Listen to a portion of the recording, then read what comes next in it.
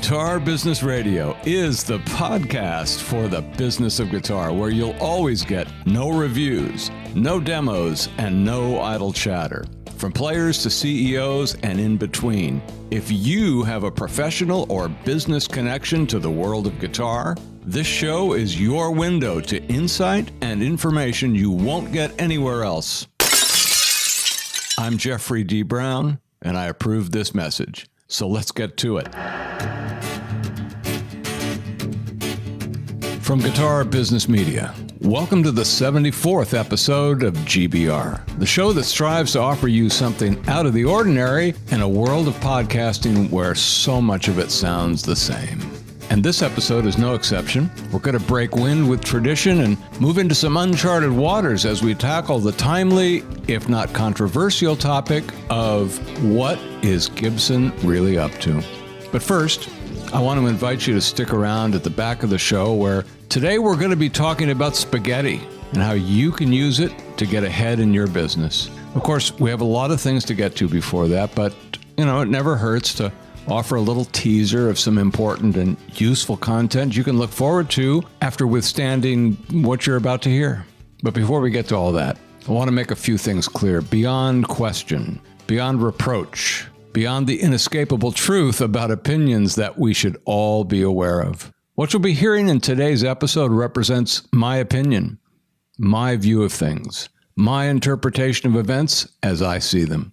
You may not agree with my opinions. That's okay. I may not agree with them from time to time either. But the important thing is that we all agree they're just my opinions. The fact that you may interpret my opinion to be fact, when in fact it isn't, is your problem to solve, not mine. I'm in no way responsible for your interpretation of my opinions on anything, and especially topics raised on this particular show.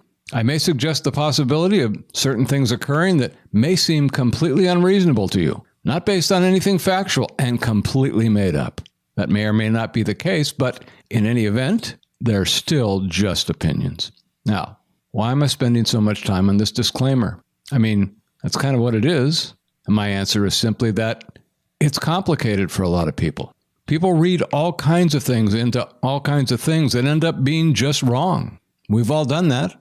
Most of us still do. Even professionally trained people like myself who should know better, but sometimes don't.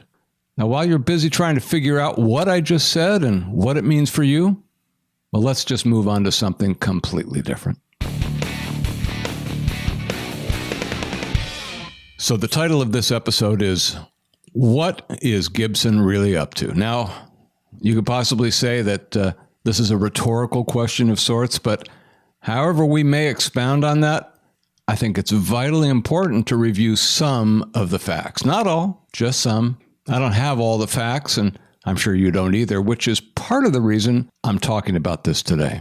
Now, many, possibly most of you, have heard at least something about Gibson's newest outreach, shall we say, to other guitar makers and in a larger, more blurred way towards guitar players in general. I'm, of course, talking about the so-called Play Authentic campaign that was launched to rave reviews this past May.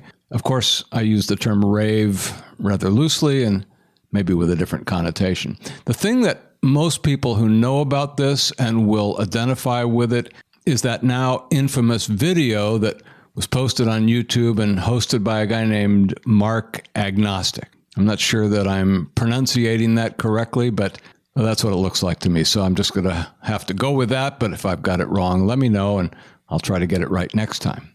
Now, many of you have undoubtedly seen the video. Probably also know that after the rave reviews, Gibson pulled it from YouTube, but not before a bunch of people downloaded it and subsequently reposted it. So if you haven't seen it, not to worry. It's still out there generating rave reviews. And by the way, there's nothing agnostic about the video. It's definitely on the dogmatic side. But I have to tell you that my knowledge of this activity goes all the way back to last fall when, I heard directly from some guitar makers that Gibson lawyers were out in force and sending letters that I understand did not include the word love anywhere. There was no love in those letters. So Apparently, this outreach has been going on somewhat quietly for a while now. So the first question or sub-question that comes to mind for me is, what caused Gibson to go public in May with their outreach program? And is it part of a much bigger long-term plan designed to culminate in the unthinkable? So, first, with respect to the video itself, which, by the way, to the best of my knowledge, did not cause any terrorist activities that I'm aware of anyway, but it seems to me that there's at least two possibilities for why they did it.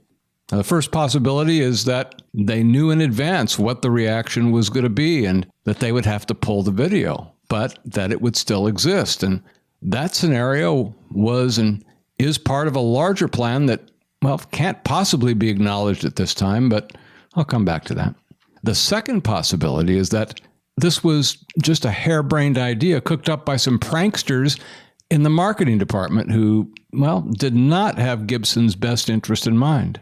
Didn't have their best interest in mind. Of course, there is a third possibility.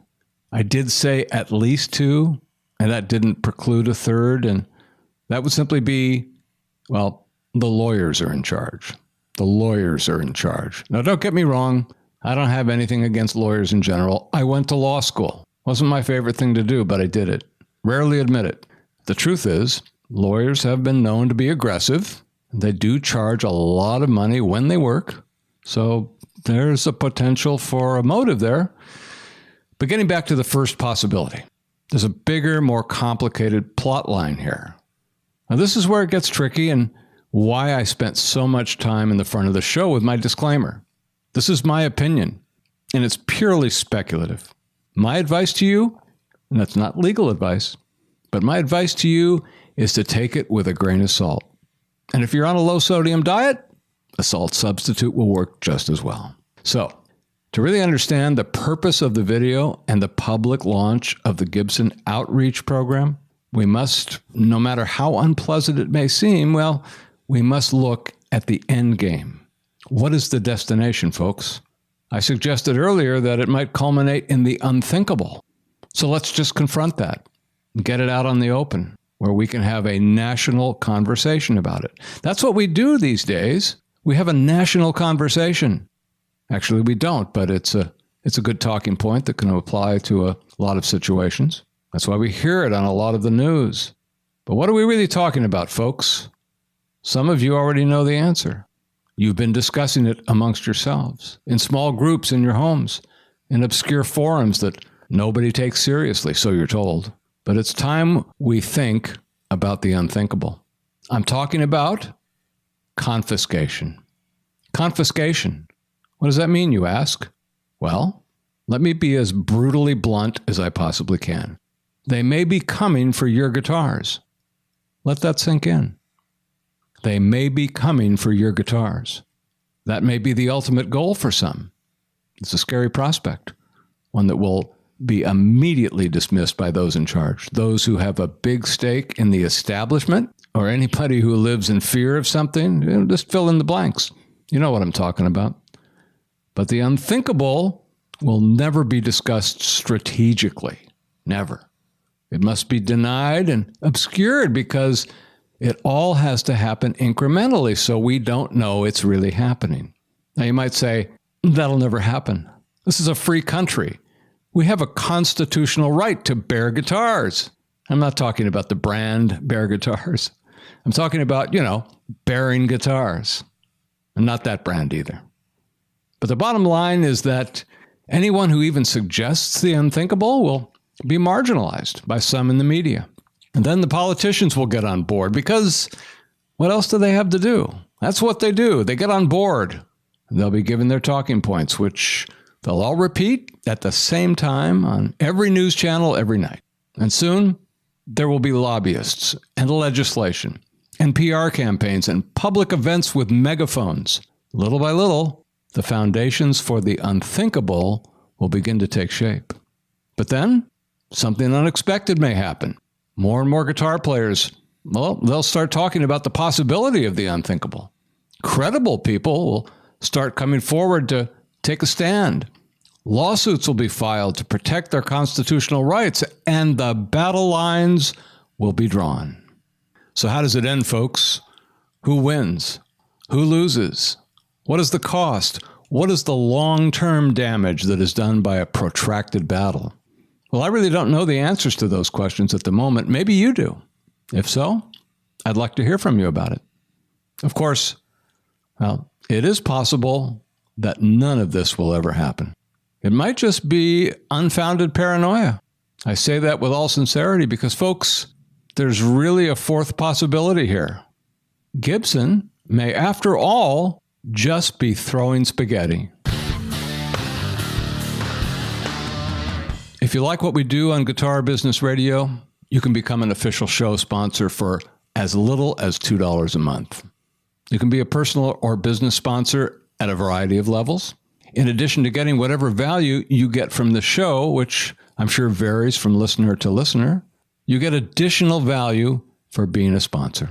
Your value varies from level to level, but if you're curious and you'd like to become part of the community of official show sponsors, we'll just click any of the sponsorship links on our website. They're all over the place.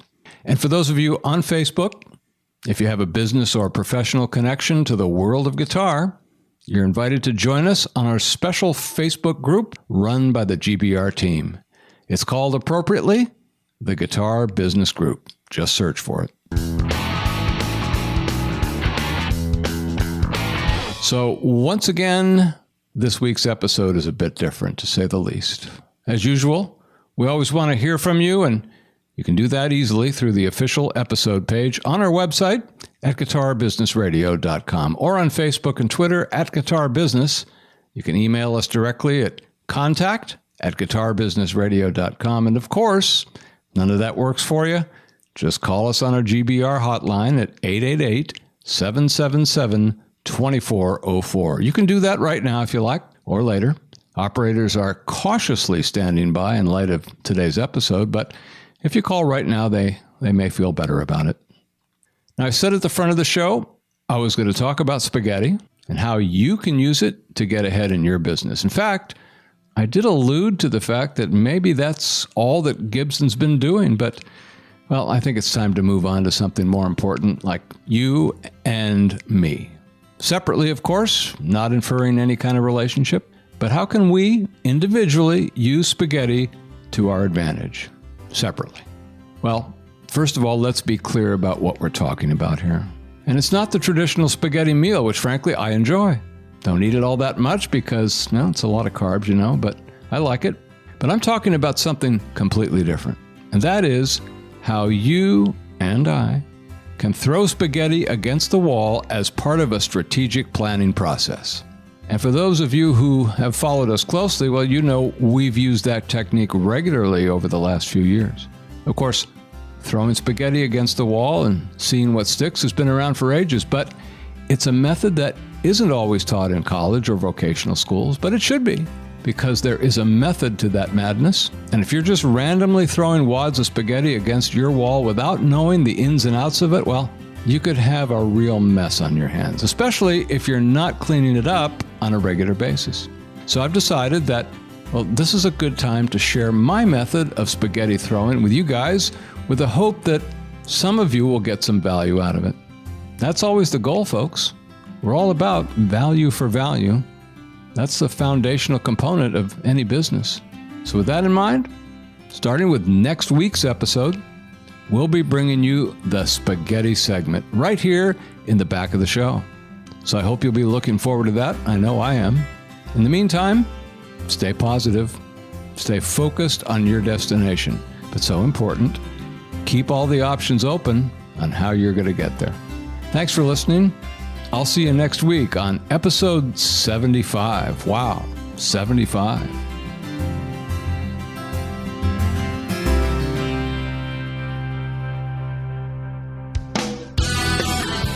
And that's it for this episode of Guitar Business Radio. Thanks for being with us. You can stay tuned and stay in touch at guitarbusinessradio.com.